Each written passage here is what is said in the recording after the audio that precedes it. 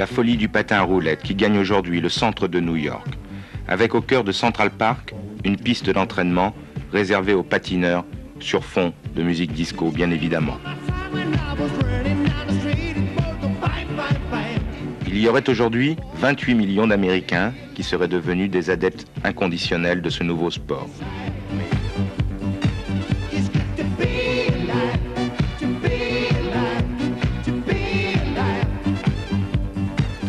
Officiellement, on appelle ça le roller skate, mais on dit généralement le roller ou le skate.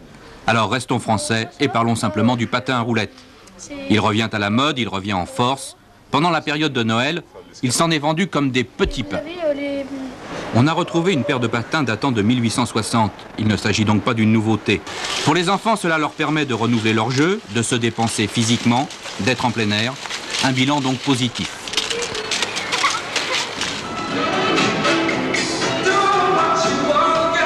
Des commerçants avisés ont ainsi vu s'ouvrir des perspectives rentables. Exemple ce dancing à la porte de Paris. C'est le seul établissement de ce genre existant actuellement en France. Et ça marche, ou plutôt ça roule. Alors une mode? Parions plutôt pour une nouvelle activité de loisir, une des rares, notons-le au passage, à ne pas consommer de pétrole.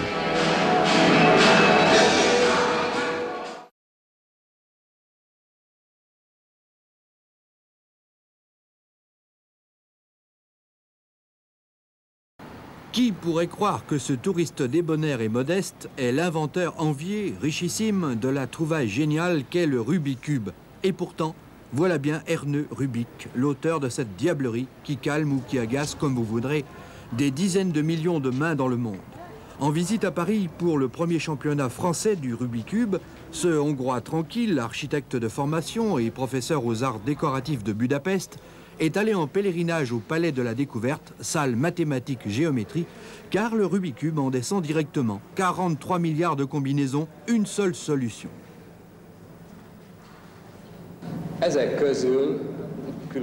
Au départ, c'est pour faire comprendre à mes étudiants la visualisation de l'espace que j'ai construit mon Rubik's Cube. Car le cube, en général, est parmi les corps géométriques réguliers, la forme idéale dont la multiplication permet de remplir l'espace d'une façon continue. Ou le contraire, la division par la démultiplication. D'où les 6 côtés à 9 facettes, soit 54 facettes au total. J'ai apporté une certaine joie et je compte bien continuer. Bientôt, le public français connaîtra mes autres inventions. Je me fais plaisir à chercher, à réfléchir et j'ai envie de continuer.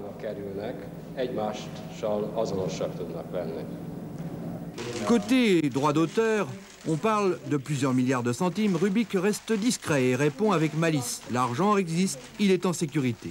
Quant au succès mondial, il est colossal. 25 millions de Rubik's Cube vendus. Au début, je l'ai laissé tomber au bout d'un moment parce que j'y arrivais pas. Et puis après, je l'ai repris. J'ai essayé de trouver une méthode et à partir de là, je l'ai approfondi. Et alors, au bout d'un an, est-ce que c'est toujours l'aspect recherche? Non, pas Non, tellement. c'est l'aspect recherche dans les techniques pour aller plus vite sur quelque chose qu'on trouve assez souvent, une position qu'on trouve souvent. Puis après, ça allait plus vite, le plus vite possible. Tu en as combien maintenant? Quel temps record? 33 secondes. Reste l'avenir du Rubik's Cube. En a-t-il seulement un? Pour certains, ce n'est qu'un casse-tête dicté par la mode. Pour tous les autres, à commencer par les chercheurs, c'est un jeu déjà classique. Bref, la rubikomanie pourrait bien se transformer en rubicophilie. Là.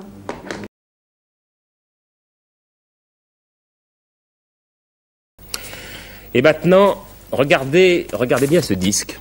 Ce disque, c'est en principe le disque de l'avenir, un disque numérique, inusable ou presque. Il ne rentre en contact avec aucun objet, puisque c'est un rayon laser qui le sillonne. Il faut pour cela un appareil adéquat, en vente depuis hier, dans les magasins de hi-fi. Alors Patrick Esther vous dit tout sur le disque numérique. Cette fois, pour entrer dans notre cadre de vie familial, le microprocesseur, cette puce savante inventée par l'électronique du XXe siècle, a choisi une voie originale, la musique. Cet appareil est l'un des tout premiers lecteurs laser de disques numériques.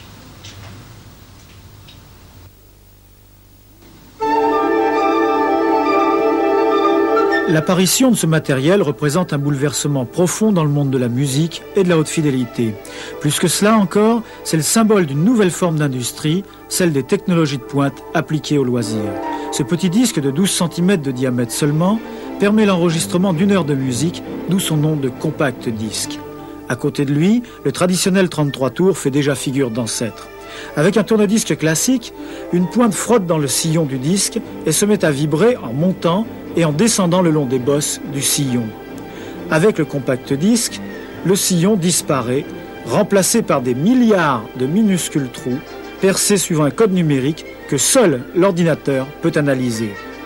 Bien sûr, ces trous sont si petits qu'une aiguille ne peut plus les lire. On utilise le faisceau de lumière d'un laser. Cette combinaison ordinateur-laser permet toutes sortes d'améliorations. Il est par exemple possible de programmer l'ordre dans lequel on désire écouter les différentes chansons d'un disque. Mais surtout, cette combinaison laser-ordinateur permet d'obtenir un relief sonore digne des meilleures installations professionnelles, sans aucun souffle et sans bruit de fond.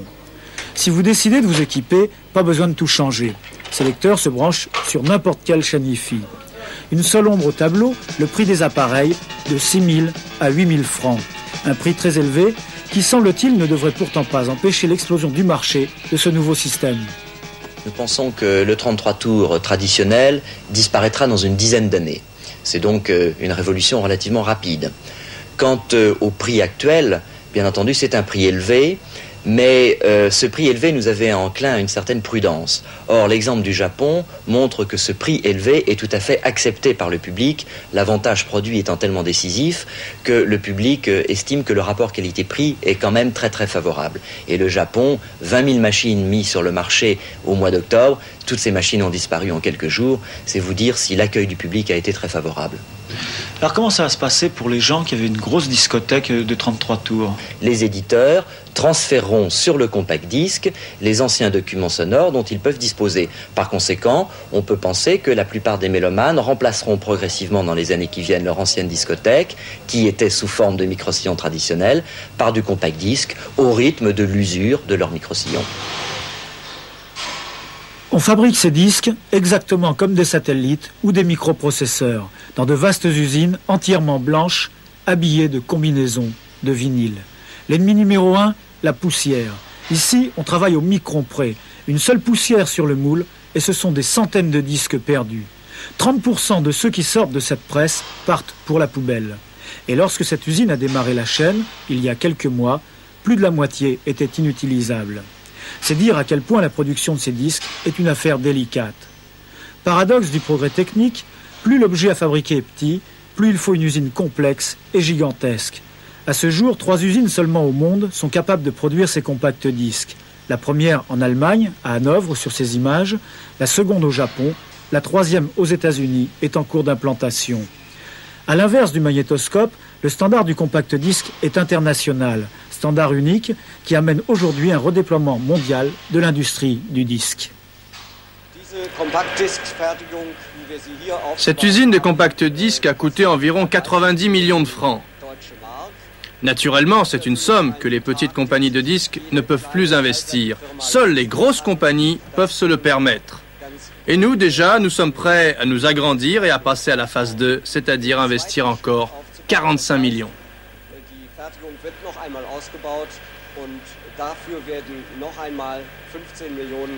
Cette nouvelle technologie risque donc à terme de faire disparaître les petites sociétés au profit de groupes très puissants. La révolution technique du compact disque n'est pas sans effet sur le plan social. Les machines coûtent tellement cher que pour les amortir, même cette usine qui ne travaillait jusqu'ici qu'avec 2 équipes vient d'instaurer les 3/8. Une fois fini, ce disque si délicat à réaliser devient inusable, inrayable. La musique codée par l'ordinateur défie le temps. De nombreux chefs d'orchestre contemporains ont compris la chance que représente pour eux cette technique. Herbert von Karajan enregistre déjà depuis plusieurs années en numérique. Ainsi, l'ordinateur permet aux interprètes de devenir les égaux des sculpteurs ou des peintres, leur œuvre pouvant enfin survivre à la mort. Et c'est peut-être la plus belle contribution du compact disque.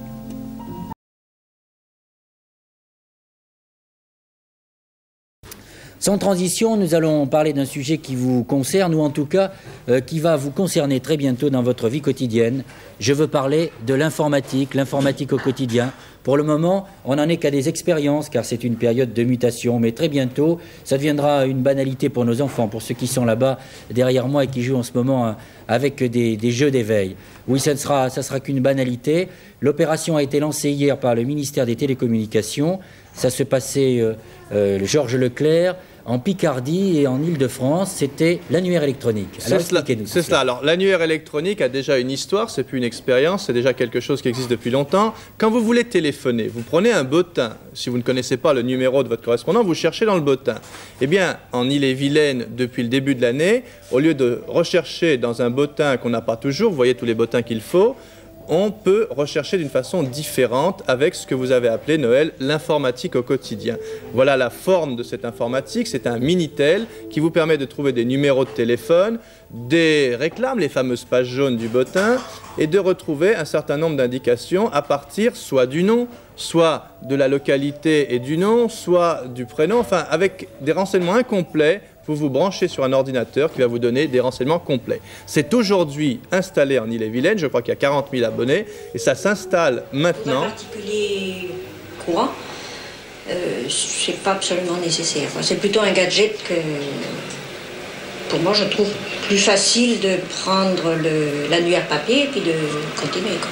Ce qu'il y a, c'est appréciable parce que la mise à jour est rapide, en général. Mais autrement, non. Et puis vous avez peut-être votre annuaire personnel. Voilà, les numéros courants, j'ai pas besoin de les rechercher comme ça, spécialement, quoi. Oui, je travaille dans la micro-informatique et pour moi c'est intéressant en tant que commerçant d'avoir accès à des listes d'adresses par profession, par exemple. Et pour cela, l'électronique m'intéressait beaucoup. Alors vous voyez, deux réactions, les uns ont bien compris, les autres ne l'utilisent pas finalement, mais on ne jettera pas les bottins à la poubelle, comme vous le voyez sur cette image, on va continuer à utiliser le papier et l'ordinateur. Alors, l'ordinateur, vous voulez une petite démonstration? Ah, j'adore vos gadgets, et j'aime bien voir vos démonstrations. J'ai eu une idée qui est de rechercher un monsieur qui s'appelle Joyeux, dont j'ignore l'orthographe exacte, et je vais regarder, vous le voyez ici, si monsieur Joyeux, que je connais, qui habite bien à Paris, peut se retrouver dans cet annuaire électronique qui n'est qu'un ordinateur des postes et télécommunications à l'autre bout de la ligne. C'est mon téléphone qui a permis de l'appeler. Monsieur Joyeux, me dit-on, il y en a 80 comme ça. Alors si je regarde la liste des 80, je vais bien sûr trouver des noms avec des orthographes voisines qui m'ont rectifié un peu parce que je ne savais pas, mais je ne vais pas vous défiler les 80. Alors, souvenons-nous, monsieur Joyeux, comment s'appelle-t-il de son prénom? Allez, je vous le dis. Allez-y. Il s'appelle Noël. Pourquoi pas, ça c'est gentil. Joyeux Noël. Alors je tape donc Noël, et cette fois-ci l'ordinateur va peut-être me le retrouver plus facilement. Et Joyeux Noël, effectivement, c'est ce monsieur. J'espère qu'on ne l'ennuie pas trop parce que c'est un nom véritable qu'on a appelé dans un bottin véritable, monsieur Joyeux Noël.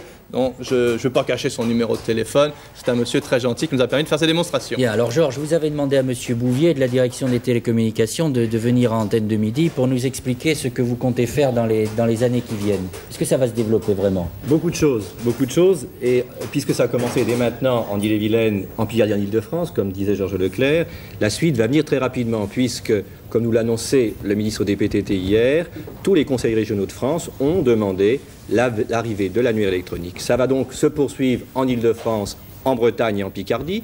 Ensuite, la Basse-Normandie, le Nord-Pas-de-Calais, le Rennes. Vous voyez, je fais tout le tour de France. Et ensuite, Bordeaux on arrivera... aussi, Noël, ne vous inquiétez pas. Alors, monsieur Bouvier, la question que l'on se pose, on se dit, bon, il va y avoir des ordinateurs électroniques, maintenant, enfin des annuaires électroniques. Que va-t-on faire des gros annuaires? On va les recycler? Qu'est-ce qu'on va faire? D'une part, déjà, oui, on les recyclera, puisqu'il faut bien pouvoir toujours produire, parce que tout le monde n'aura pas, en même temps, l'annuaire papier. Donc, en attendant cette généralisation, eh bien, le développement de l'annuaire électronique à ceux qui le souhaiteront, et ensuite le maintien de l'annuaire papier. Ça coûte cher de se brancher sur ce système? Bien non, puisque ce terminal est mis en place, je ne vais pas dire gratuitement, pour les abonnés au téléphone, ça remplace l'annuaire papier, et ensuite, eh bien, il y a le coût de la communication téléphonique pour les gens qui appellent à l'extérieur, des numéros de téléphone à l'extérieur du département. Puis ce terminal sert aussi à autre chose, il faut quand même le dire, puisqu'il y a des enfants ici. Avec le Minitel, on peut jouer, on peut appeler des informations pratiques, des services de vente par correspondance, on peut faire de la formation, et puis si je suis une entreprise, eh bien, je peux l'utiliser pour une formation interne pour la gestion interne de l'entreprise. Voilà ce qui est important dans cette arrivée de la télématique en France. On plonge directement dans la galaxie Marconi. Peut-être pas quand même.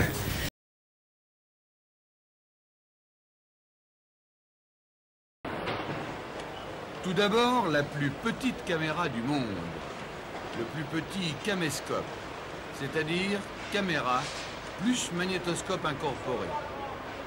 De la taille d'un gros livre de poche, ne pèse que 1 kg, bourré d'électronique. C'est le nouveau standard vidéo 8 mm. La firme Sony avait déjà présenté il y a quelques mois le premier caméscope 8 mm. Aujourd'hui, Canon présente lui aussi son vidéo 8, la Canovision. Pour un équipement de ce type, il vous en coûtera quand même entre 15 et 20 000 francs. Tous ces matériels ne devraient faire qu'une bouchée du vieux Super 8 amateur. Bien que les constructeurs prétendent que le nouveau 8 mm ne concurrencera pas les autres standards classiques VHS, Betamax et V2000, le but, avoué ou pas, est bien à plus ou moins long terme la fin de la vidéo de première génération. Dans le domaine de la photo, c'est également l'électronique tous azimuts. L'électronique qui permet le toujours plus petit, le toujours plus automatique. Les appareils sont devenus de véritables petits robots avec des avantages certains pour tout le monde.